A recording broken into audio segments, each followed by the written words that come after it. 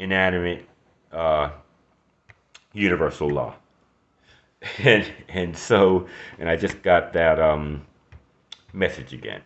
So anyway, then with the second order, God was aware of this universal law that's just out there in the cosmos in disembodied form, not even existing as a soul. And God himself is not the embodiment of universal law.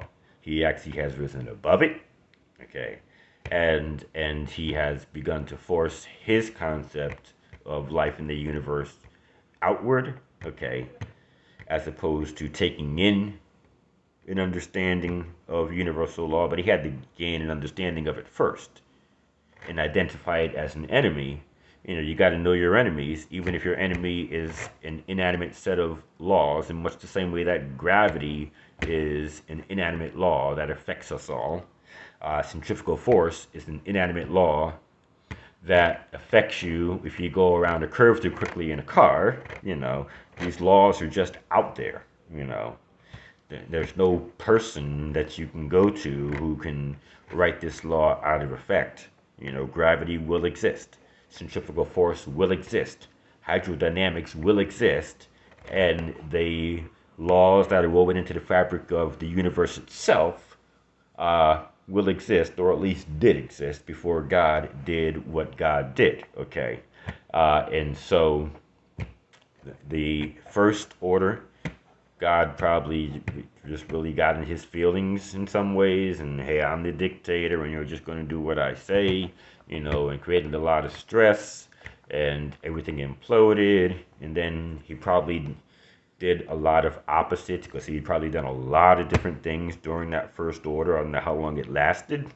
you know, but he makes decisions all the times, and you know, speaks things into existence all the time. And so in this second order, he probably said, you know, I did A in the first order, I'll do B in the second order. I did 1 in the first order, I'll do 2 in the second order.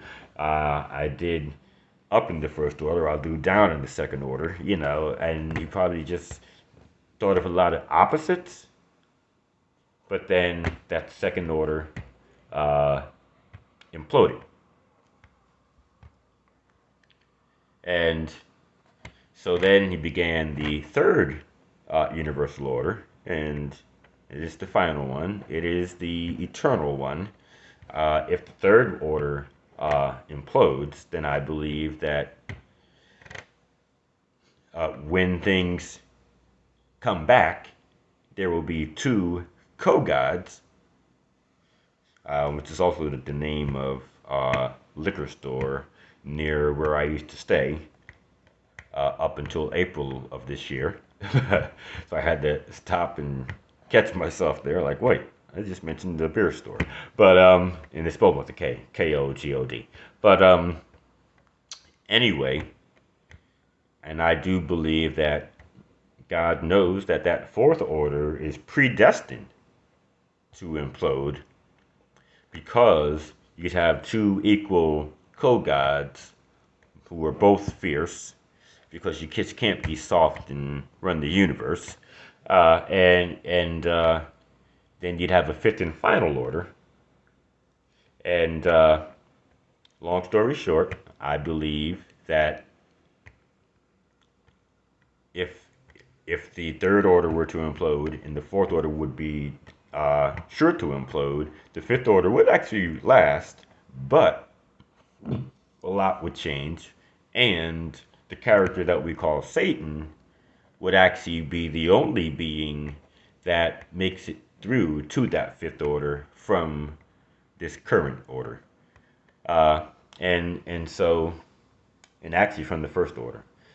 So I believe Satan is the one being that was not destroyed when the first, besides God, that was not destroyed when the first order imploded, and then one of 7 death angels that we now have, or God now has in his regime, uh, was the one being from the second order that didn't get caught up in the implosion as all other souls got rolled up.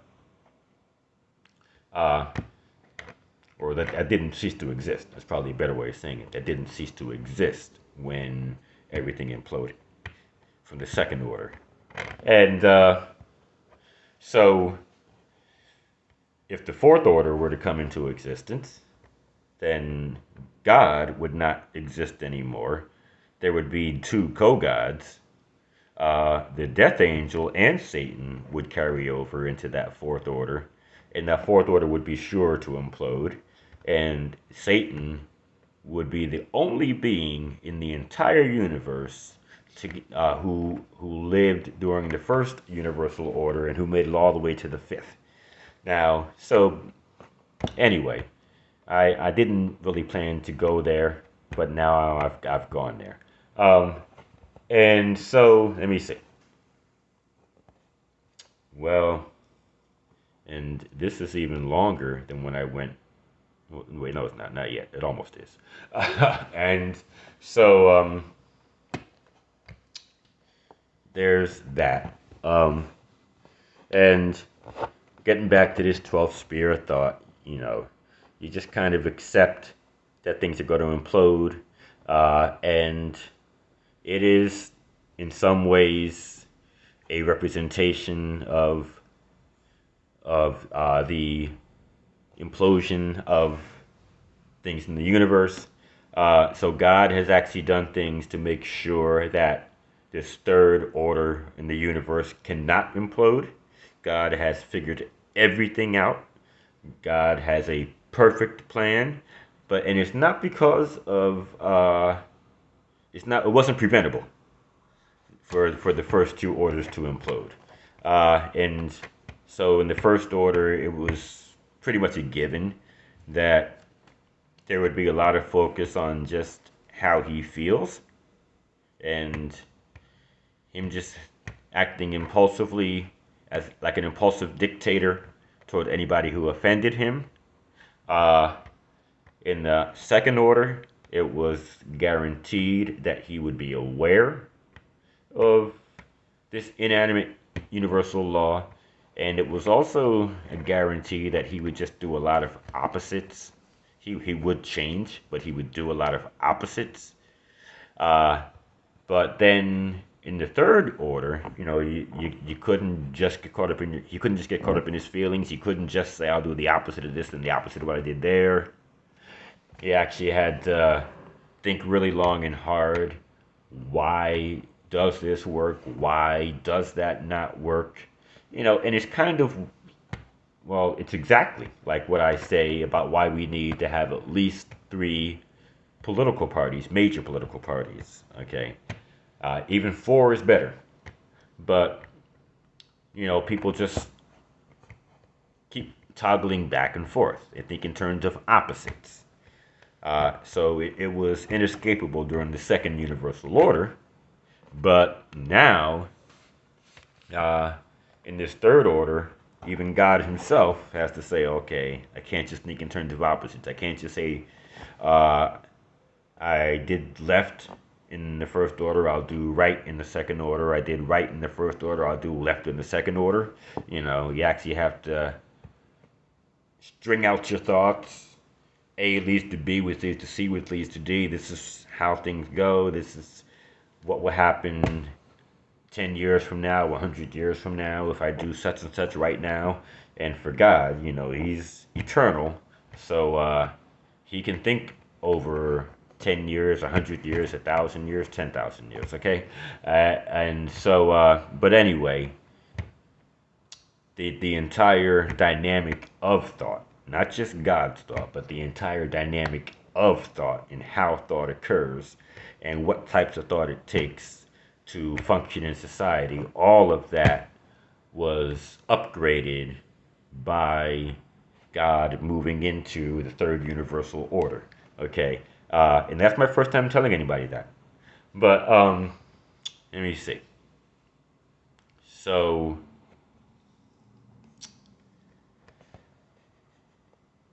I'm gonna get ready to close this thing out.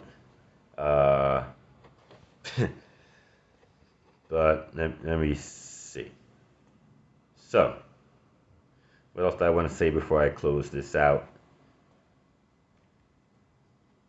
Um, so this death, like I say, is represented by the eye of the storm, the calmest part of the storm. But you realize that this or that major aspect of life is dying. Oh, I know what I was going to say was that God's plan during this third and final universal order, because He's not going to let things fall apart. You know, He couldn't help having things implode for the first two orders. It was bound to happen, and that was just those were the ways in which this inanimate universal law asserts itself. Uh, but the third order can be the final order, and God has made sure that that will be the case. And so, with that being the case, well, God has figured out how to overcome the death angel, which, and I don't believe that God actually chose to create Satan. I don't believe that God chose to create the death angel. I believe that universal law actually caused them to come into existence involuntarily. And I'm just meaning involuntarily for them, but involuntarily for God. Okay. And God just kind of looked and said, okay, there's that inanimate universal law out there has determined that I have to have this character who I'll call Satan, that I have to have this character who I'll call the death angel, and God actually figured out that the death angel is more of a problem than Satan, uh, and uh, and God figured out how to bring Satan and the death angel, the primary death angel, uh, into submission to him. And I won't get into how that all happens, but I'm trying to wind up for the night. I'm looking for a good note to end on. But so God figured out how to bring Satan into submission to him, even though he didn't deliberately create Satan. And God figured out how to bring the death angel into submission to him, even though he did not deliberately create the death angel. But the death angel is one of only a few beings in the universe that can actually be born with this 12th sphere of thought. Others have to create it sometime after birth. And a being who was a death angel from the beginning of their existence, they have a certain type of intelligence where they just think about the cosmos itself and the laws that govern what can and can't happen throughout the cosmos, and about the conditions that existed before God created, and the conditions that can lead to the implosion of God's creation. And there was a point at which the primary death angel actually wanted to cause God's creation to implode, just because that is the nature of that being. That's the nature of the beast. Okay? And it wanted to actually cause God's creation to implode, but God knew how to create conditions that would make the implosion of his creation very uncomfortable, even for the death angel. Okay? And that's kind of a complicated explanation. But I mean, the one that I haven't given, not the one I've given. The one I haven't given is a complicated explanation. And but anyway, now that is no longer a threat. It can no longer happen. Uh, but the death angel was more of a threat than Satan, and God has brought both of them into submission to Him. Uh, But now that total annihilation can no longer happen in the universe, there are still other types of death on a smaller scale that can happen, such as human death, which God will eventually reverse during the resurrection. Okay, um, and but this 12th zone, this 12th sphere of thought in the mind, uh, does still think about the other types of death that can still occur, and some of them include the death of emotion slash expression. So you get the dictator or the stand-up comic who is a live wire, who has very strong feelings and a very intense way and a concept of life that they want to push out on others, uh, either through their form of governance or through what they say on the stage, what have you. And they're just very intense and they're just a live wire. And for those who don't understand the live wire metaphor, when you have a downed wire because of a storm, uh, so there's that point where the wire broke. As the wires were being put up, wire's only so long, 100 feet, 500 feet of cable, and then you have to take a new roll of cable and connect the ends and continue to run. Okay, when you see those miles and miles of cable, it's not just one cable. There are 500-foot sections that are put together. And anyway, when the storm downs the wire, it means basically that where the wires were connected, that connector came loose, and these two ends of the wire, one's coming from a pole over here, one's coming from a pole over there, and let's just say that the generator that's feeding those wires is off in that direction. Then when this piece of wire falls, it's going to be a dead wire because the generator's off in that direction. But when this piece of wire falls, it's still being fed by the generator, and so it's still got power going through it, and it begins to flail around. And that's what you call a live wire. Okay, and so anyway, dictator, stand-up comic, certain others, can be live wires. But you're being a live wire because you really want things to work out in life, but you want them to work out in a certain way. Finally, you just say, fuck it. Once you develop that 12th sphere of thought, you're like, fuck it, things are imploding, death is occurring, the death of society, the death of masculine leadership, the death of my dictatorship, the death of this entire nation, the death of the world society, the death of religion because it's losing its relevance, the death of something that a lot of people have depended upon or looked up to, counted on in some way, and so you just become calm like the eye of the storm, and you stop all that flailing around, and you stop just pushing your concept of life outward, and you just say, okay, maybe this isn't going to be physical death. Maybe it's not going to be the death associated with war. Maybe it's not going to be the death of getting shot in my hood because there are so many criminals out there, that sort of thing. Maybe it's not going to be a death that leads to bloodshed and putting people in the ground, but it's going to be the death of something that has been an integral part of life.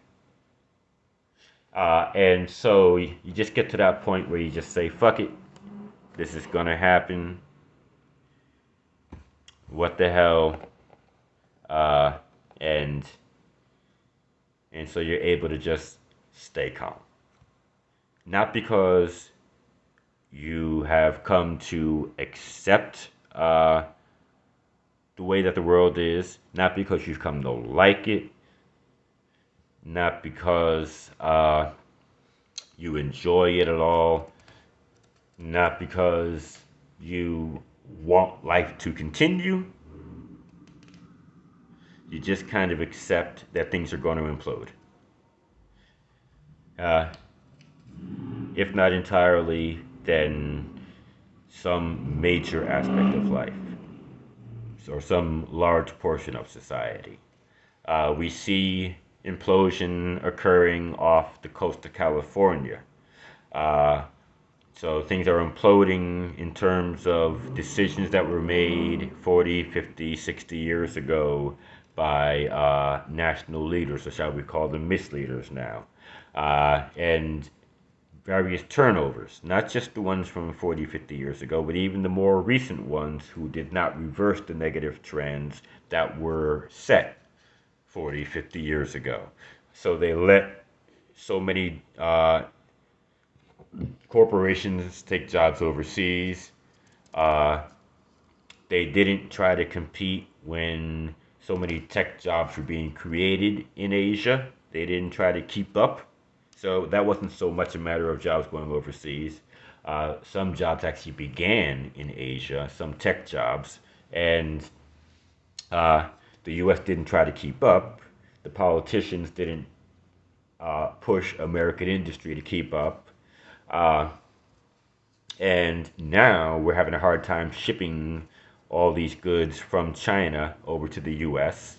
It turns out that so many pieces of technology are run by semiconductors, and 60% of the world's semiconductors are made in Taiwan, and Taiwan is caught up in a conflict with China, not a full-on war, but it's enough of a conflict to where the Taiwanese government has had to redirect its attention and resources toward dealing with China, and that in addition to COVID-19 shutdowns has led to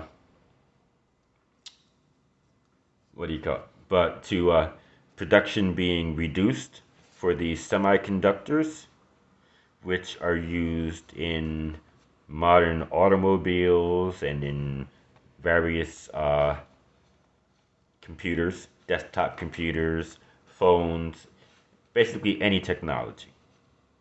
And so, with 60% of the world's semiconductors coming from Taiwan, and Taiwan needing to watch its back to see if China's going to attack it, well, that begins to explain why car production has been slowed down, uh, and why the production of other technology has been slowed down, and other things besides semiconductors are sitting off the coast of California because we didn't create enough uh, ports. We didn't build enough ports to sustain the increased volume that of goods coming into the U.S. from China, because people began to buy more during the pandemic, uh, and the ports are stretched to their limits, and on and on. Okay, so there are things that are imploding even as we speak, not to speak of the U.S. Geopolitical power imploding, and our military getting basically chased out of Afghanistan by non-military militants. Okay, and so the U.S.'s geopolitical power and influence is something that the world has been able to count on for several decades now, but they can no longer count on that. Okay, so there are tangibles and intangibles that are imploding. Okay, our ability to receive tangible goods is imploding, and the U.S. influence over the world and how it has held a lot of uh, gangster types at bay is imploding, and on and on and on. Okay, but there's a lot that's imploding, moving into the eye of the storm, and then there's that area right around the eye of the storm where the fiercest activity of the storm takes place. So, there you go. And I still have other stuff to talk about, but I really had hoped to have covered everything by now. And I know I've been a bit redundant and said some of the same things over and over and said some of the same things in different ways. And yes, that was a joke. But I was being redundant while I was talking about being redundant. But anyway, I'm about to call it quits and lie down for a little while. I'll probably get up in another hour and a half, but it's 12:06 right now, uh, and I live in the party party district of DC, right off of U Street. So I might go out and check out some of the young ladies out there as they're coming out of the clubs, you know.